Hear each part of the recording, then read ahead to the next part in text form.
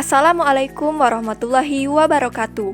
Berikut tugas demonstrasi kontekstual pada topik 1 Filosofi Pendidikan. Perkenalkan, saya Sefani Putri Lestari dari kelas PGSDA akan mempresentasikan mengenai perjalanan pendidikan nasional. Bagaimana sih perjalanan pendidikan Indonesia pada masa kolonial hingga masa sekarang? Mari kita simak periodisasi berikut ini. Masa kolonial dan berdirinya Sekolah Bumiputra. Pada masa kolonial, pendidikan untuk pribumi lebih terbatas dan hanya berfokus pada keterampilan dasar seperti membaca, menulis, dan berhitung. Berdirinya Sekolah Bumiputra. Sekolah ini memberikan pendidikan dasar kepada anak-anak pribumi, akan tetapi hanya untuk menciptakan pegawai lokal untuk membantu dalam administrasi kolonial.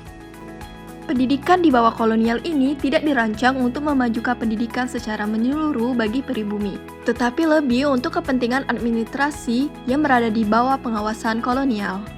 Berdirinya Sekolah Taman Siswa. Sekolah Taman Siswa didirikan oleh Ki Hajar Dewantara pada tanggal 3 Juli tahun 1922 di Yogyakarta, Indonesia. Sekolah ini merupakan salah satu pelopor pendidikan nasional yang berfokus pada pemberdayaan dan pengembangan pendidikan bagi anak-anak pribumi dengan cara yang lebih sesuai dengan budaya dan kebutuhan lokal. Pendidikan awal masa kemerdekaan. Pada masa awal kemerdekaan Indonesia, sistem pendidikan mengalami perubahan signifikan sebagai bagian dari upaya membangun negara baru dalam mengatasi warisan kolonial. Pemerintah Indonesia menciptakan sistem pendidikan nasional yang mencerminkan identitas dan kebutuhan bangsa Indonesia, menggantikan sistem kolonial Belanda. Kurikulum pun dikembangkan untuk mencakup sejarah, budaya, dan nilai-nilai Indonesia, serta membentuk karakter bangsa. Pada masa ini, pendidikan diarahkan untuk memperkuat rasa kebangsaan dan mempromosikan bahasa Indonesia sebagai bahasa pengantar. Pendidikan masa Orde Lama. Pemerintah berfokus pada reformasi pendidikan pasca kemerdekaan untuk membangun sistem pendidikan nasional yang mencerminkan nilai-nilai Pancasila dan nasionalisme. Pendidikan dasar diperluas dan diperbaiki dengan penekanan pada pembelajaran bahasa Indonesia, sejarah, dan budaya nasional. Pendidikan masa Orde Baru dilakukan upaya untuk memperluas akses pendidikan dasar dan menengah. Pembangunan infrastruktur pendidikan dan peningkatan kualitas kurikulum menjadi prioritas. Masa reformasi sampai saat ini. Pada awal era reformasi, kurikulum yang digunakan masih merupakan kurikulum 1994. Selanjutnya, kurikulum tersebut mengalami proses transformasi berkelanjutan untuk memperbaiki dan menyempurnakan sistem pendidikan nasional. Saat ini, kurikulum yang diterapkan adalah kurikulum merdeka.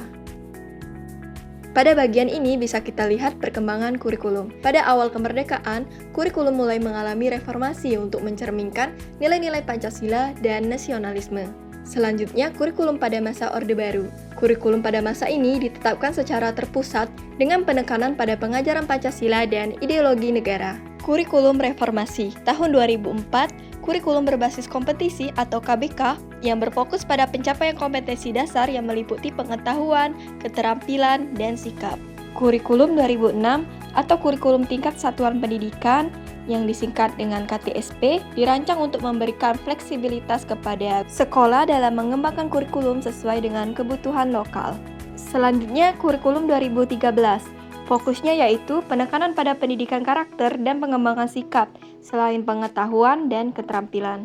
Kurikulum yang diterapkan sekarang adalah kurikulum merdeka, fokus pada pengembangan keterampilan abad ke-21, seperti berpikir kritis, kreativitas, kolaborasi, dan keterampilan digital.